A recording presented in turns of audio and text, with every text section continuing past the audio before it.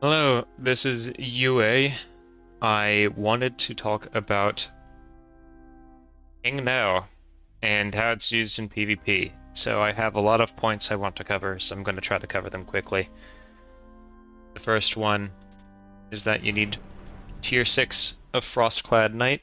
That is non-negotiable. It's important for combos. Now, the first thing I want to talk about is combos, and I'm going to talk about it in terms of bridges, namely, which two moves should you use back to back? Anything that you should use back to back, those are called bridges. That can include true combos, ping combos, the likes. So the first note is that light attacks kind of suck. They're all ping combos. If you really want to use them, then use a free morph off the last one. Like that. It's probably your best bet. Instead, if you can, use heavy attacks. As you can see, if I parry that last overhead swing perfectly, I can even make it true infinitely, and you'll see a lot of people explain the same thing to you. So, you know, this is going to have a lot of the same stuff you've probably seen before, and some other things that I found out that I don't see get talked about a lot, though it may be niche. If you don't think it'll be useful, then I don't know, just watch this video at a faster speed or something. So about this R combo string here that's true, you have the stab attack and the overhead swing that happens after that stab attack, and those two have a pretty decent chance of missing your opponent if they're up against a wall, or if they duck over or duck under the overhead slash. So if they're up against a wall and they're sliding across it, your stab might miss, or if they get flattened, your overhead strike might miss. So just keep that in mind, that the hitboxes aren't in the most reliable positions, so it's best to use it in an open space. And you can also, if you so wish, use Poet 1-2 into Heavy 1-2. You need to make sure all three swings of Heavy 1-2 actually hit, but it's not a horrible combo. It doesn't seem like regular, just one poet works as well as doing two poets. So if you're going to do this, do 1-2 and hope that your opponent doesn't slide out of it like they did just a moment ago, where they went a different direction, because Poet's tracking really sucks. Either way, the most important thing about these light and heavy attacks, which suck a lot and you won't be using a lot on combos, other than the fact that you can dodge away from a Serene Breeze, is that R2, if you do all three swings and don't cancel it early like I just did, that's true into free morph, so is the stab, so is the overhead swing, and free morph is true into almost anything, so you're going to want to be able to use those attacks to either bait out a Serene, wait for a cooldown, or use them to transition into the stronger attack mode, which is anything that involves variant heavies and charged lights. This is the charged light, this is the variant heavy. So you're going to want to use those for your damage. They do so much more damage. So here's the important ones that you need to keep track of. Tab into variant light, or variant heavy. Tab into variant heavy.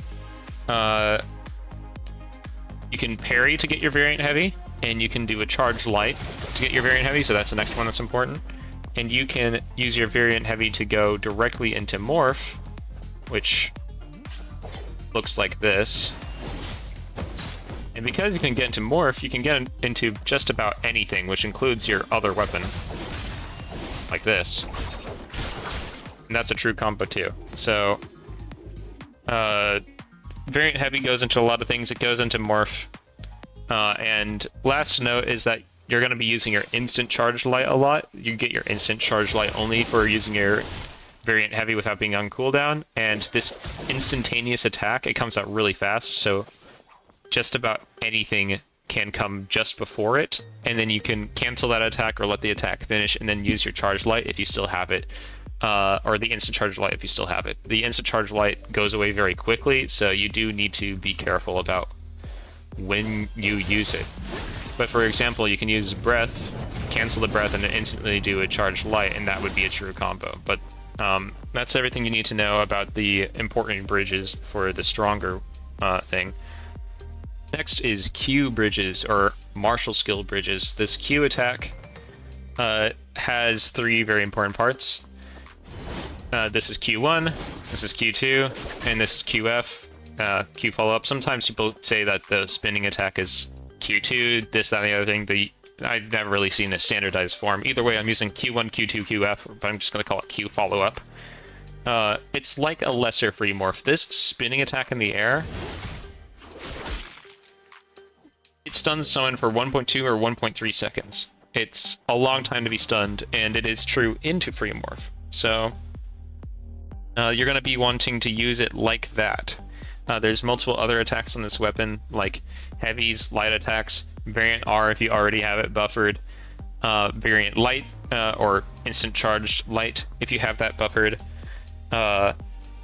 You can also do a charge light immediately out of it if your ping is really low, like this. It doesn't work for me, my ping is too high. You can also use a special out of it if you want to end your combo, but don't use this during a combo. It really sucks for that. And also, if you're going to use a morph out of it like this, keep in mind that works better for female characters. And if you're going to use the Q into the Q follow-up, or the Q1 into the Q follow-up, the Q2 into the Q follow-up, if you're going to use a Q follow-up after a Q, use your light attack once so that the tracking doesn't fail. If your opponent has a lot of momentum from getting knocked backward, like by an attack like this, see how far they get knocked back, and you use your Q and then its follow-up, you have a chance to just slide over their shoulder or something. So when you do a Q, then a light attack, and then this, not only does it have a higher chance of being a true combo since you don't need to wait for the follow-up to activate, but it helps solve the problem of Q tracking missing. Also, there is a stronger version in terms of damage, where if you do a special attack first and you have Inner Passion, then you can instead do this slash stab. It does more damage, the stun lasts a little bit less long. It's still true into free morph, though, and it's a little less reliable. Sometimes people can escape from it depending on which angle you attack them at. So try not to use the stab version. I wouldn't say like pay mental attention to it, since as long as you use this light attack first, then both versions will work into free morph. You'll probably get away with it. But definitely don't try to use the variant. Just use the regular spinning in the air one and go into your free morph into heavy attacks, whatever you plan on doing. And then we can finally get to why I'm saying don't use the special during a combo. It has this chance to give someone stun immunity that's rather high. I believe there's some sort of criteria they have to meet in order for them to be immune to stun. And what do I mean by that? I don't necessarily mean tenacity, but I mean that, as you can see, I can't stagger them for a while after it hits, so it's best used as a combo finisher. But if you really want to hit someone after hitting them with a special, you've a few options. You can switch to your other weapon and do whatever your other weapon has, or you can use a soaring spin like this, which means you can use that as a finisher and kind of execute someone, or you can use cloud steps. And if you're lucky, that will actually cause them to be like staggerable and the stun immunity won't happen, but there's no reliable way to get that to trigger, so don't depend on it. And probably just don't use the special attack nearly at all unless you know it's going to hit someone or break their tenacity. I use it as a get off me. I don't use it during combos. I don't use it to end combos. You can do the same amount of damage with as wasting the special, getting a worse Q, and spending vitality on the soaring spin. You can get the same damage from just doing a charge light and a variant heavy, so just do the charge light and variant heavy. So now we can talk about which combos you can expect to use. Most important one by far is this one. You charge your light, use your variant heavy, use your instant charge light immediately, and go into another variant heavy. That's the most important one. It's the backbone of all the other important combos you have to remember. You can also start it up with a tab swap instead, or if you parry someone with the Heng blade and you get your variant R that way, you can also start it that way. And you can also start this combo off of the Q follow-up if you have the variant R already ready, or the instant charge light already on hand. But either way, this is a very important combo. So the most important version to use if you're using this as a main damage weapon is to extend it one more time with a free morph, like this. And that lasts plenty long on its own, like 7.7 seconds or something. So there's an even longer version if you feel so inclined that will most likely make you reach the 10-second combo cap where someone can escape you for free, so I would not recommend it. But you can use the same thing as the previous one, except you put in 2 heavy attacks, and you need to make sure that second one hits. I am just out of it today.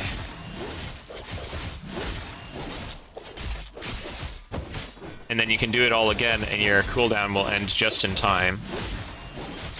And you can see that's all a true combo, but it's lasting over 10 seconds on its own. So the likelihood that you're going to get that is low, and you probably shouldn't go for it either. You should just do the 3 in a row charge into variant heavy and stick with that. You do have one more option, and that's if you're intoxicated. You can do what I showed earlier.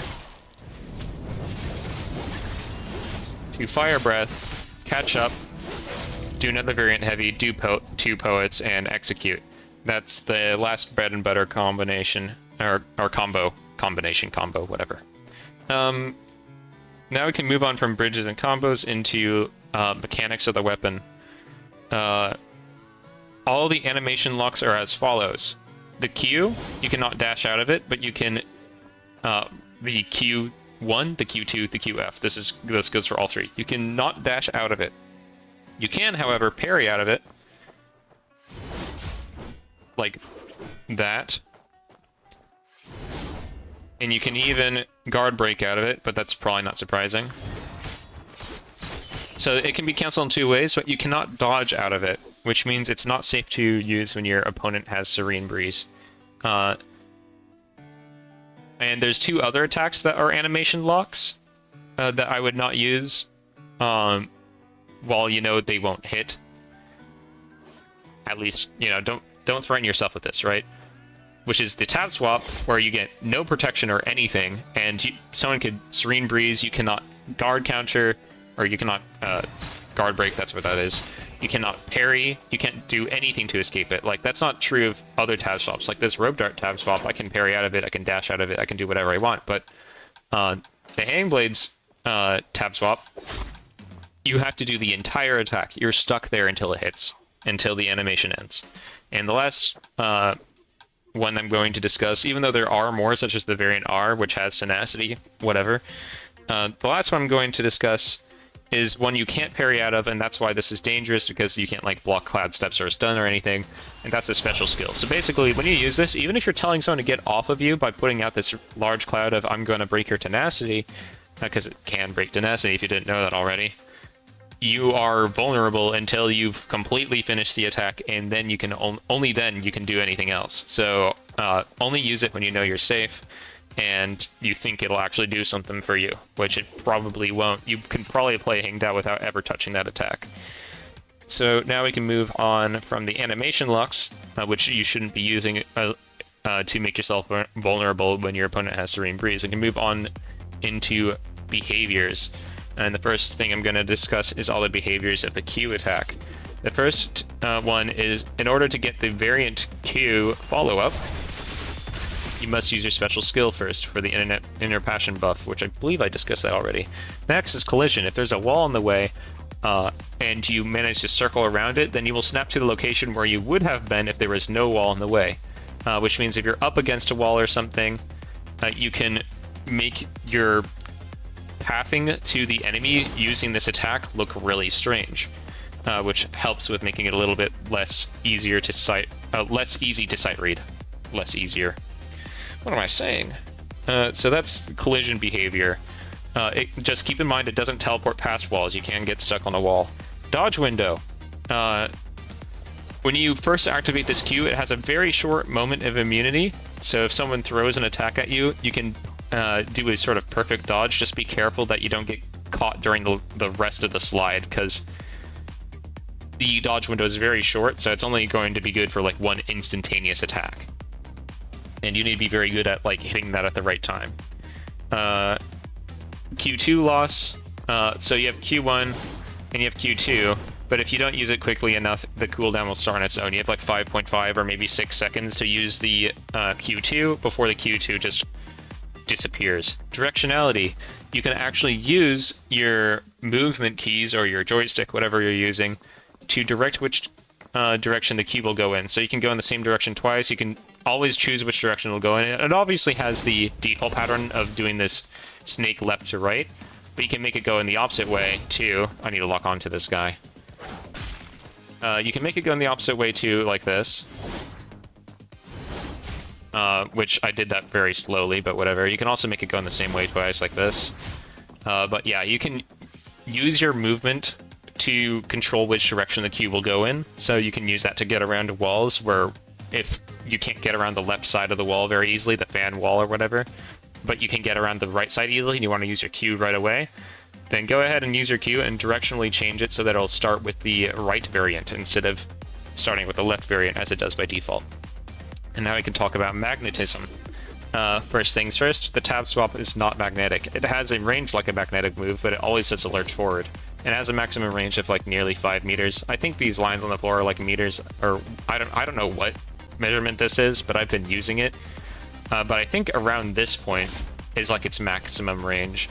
The light and heavy attack can be done from anywhere inside of this circle, and they'll lurch forward. But if you don't do it close enough, there will be no lurching, just the regular amount of walking forward. But if you do it within the circle, as you can see, you slide towards the opponent. So a stronger one is Charge Light. If you're close enough with a Charge Light, you'll lurch forward and it's to a greater distance than the rest, but you can see as I just used it out in the open, if you're not close enough, you won't lurch at all. So do be careful.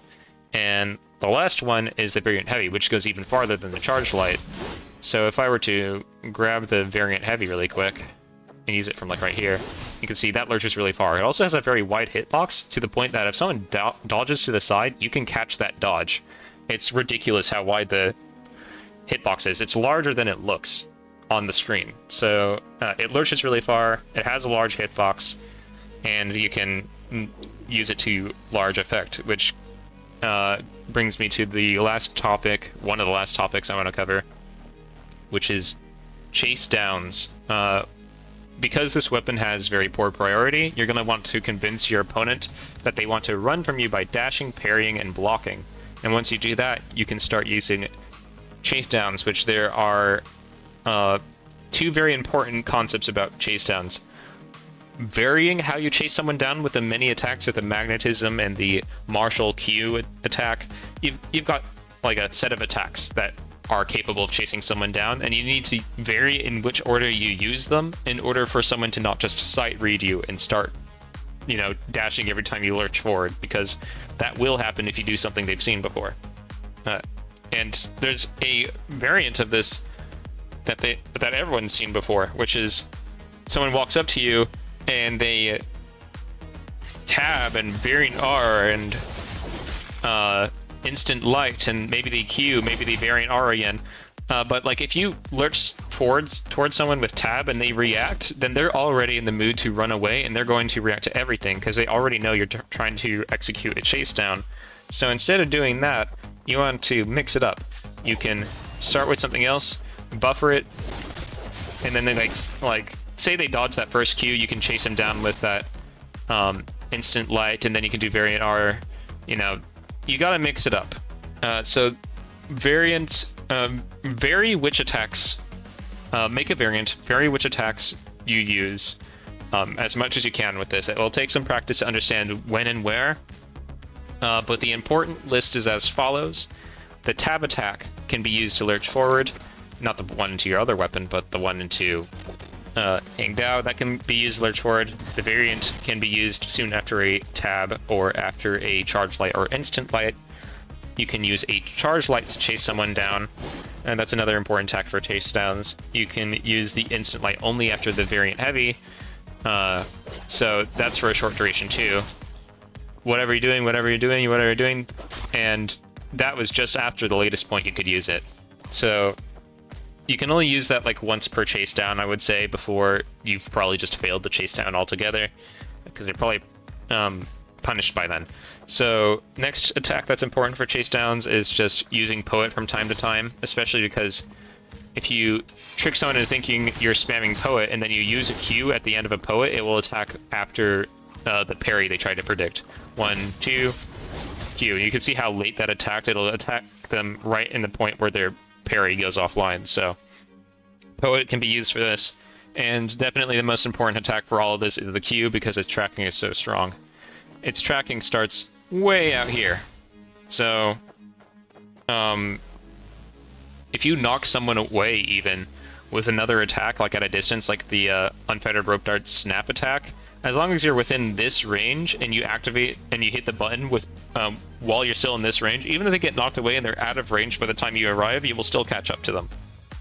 So definitely the most important chase down move will be your martial skill, and you need to be careful about how you use it, because if it does actually hit the opponent, you either catch them there or you struggle to catch them afterwards.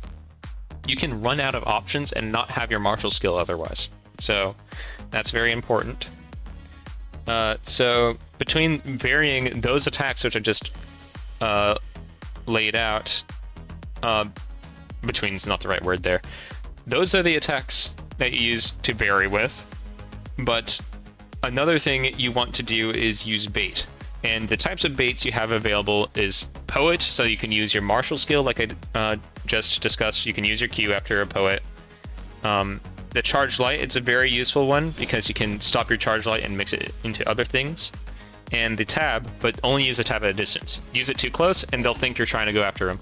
Use it far away, or use it like in this middle area and you can start doing other things. And you know, it's the only reason it's included as a bait is not necessarily because they're going to like immediately jump at you like you just taunted them, but it's because it sets you up for other things. And that's what I was talking about earlier, the setup where you buffer an attack so you can use it during your chase down and, you know, just keep the whole thing going.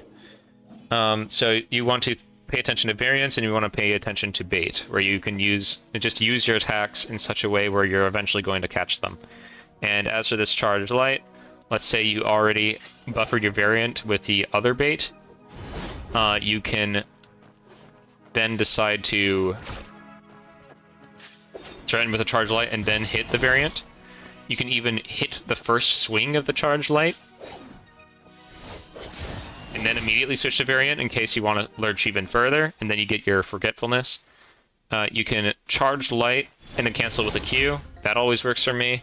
But yeah, the most powerful bait will probably be just buffering that Charged Light and hoping they don't spank you, because they could just walk up to you and go, and then who's crying, right?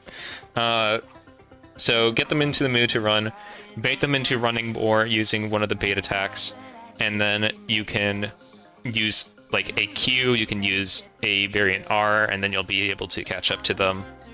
And this is something you gotta practice on your own time. You can also watch other players who are better than me at this on YouTube actually show gameplay of chasing people down. Usually I kind of do it in a very simplistic way because I'm lower on the bracket, so it requires a little bit less effort in terms of mix-ups to catch people. Like, I can expect something as simple as variant R into Q to catch someone. And, you know, it doesn't go very far because they're just spamming dodge and Drunken Poet anyway. But if you want to see how you can actually apply chase down, look at someone else's video. For example, Reese Void, is that his name? Yeah, that's his name. He makes a series called How to Catch a Fool with Ting Dao. I think that's what the title is. It's cut off on this other screen I have. But that video series, he sometimes talks about what you need to keep in mind, as I saw in like the second episode, but it's largely just gameplay of him catching people in neutral with the Tang Dao. And the reason you're doing that, like I said, is because it has poor priority, so you're going to want to make sure they're not trying to clash with you, because if they're clashing with you, then they likely have a attack with higher priority that's going to get you first. So very important to keep in mind that chase downs are going to be a part of this weapon. And the last thing we're going to talk about is parry and dash. This is how you escape. This is the weapon, as far as I know, with the strongest parry intervals. It starts the soonest, it ends the latest. You can do it almost back to back, especially if you spam fast enough. So if you spam it with dash, it's actually viable to escape most of the attacks in the game. Like, just get good at it, and you'll probably be able to escape some things that would otherwise be impossible to escape, like strategic sword special skill, where they do that backpedaling attack. It's like one of the only ways I know that you can actually escape that, because you can't parry it well enough unless you've got like 4 milliseconds of ping. But that's all I wanted to talk about. This is just a video to talk about how this weapon works, what goes into what, so that when you watch someone else's gameplay, you can actually start learning from them by understanding why they used their weapon that way and what enabled them to use their weapon that way. Because you can just watch the gameplay video and not understand which attacks are which. Like, this heavy attack having a double swing as its second heavy attack, you would think that's 3 heavy attacks, but that's 2 heavy attacks. You don't get to know that when you're watching a gameplay video. So by having watched this video, you're going to understand those videos better. And this video, to that end, this video I would say is probably not enough on its own. Go and watch those other videos, go watch people who are better than me play this weapon, and use whatever you learn from this video to help you process what exactly they're doing and why it worked out for them. And go as far as to pay attention to every detail, watch it in a slower speed. This is going to be how you learn this weapon faster than everyone else. And that's all I wanted to talk about, so I hope this helped you.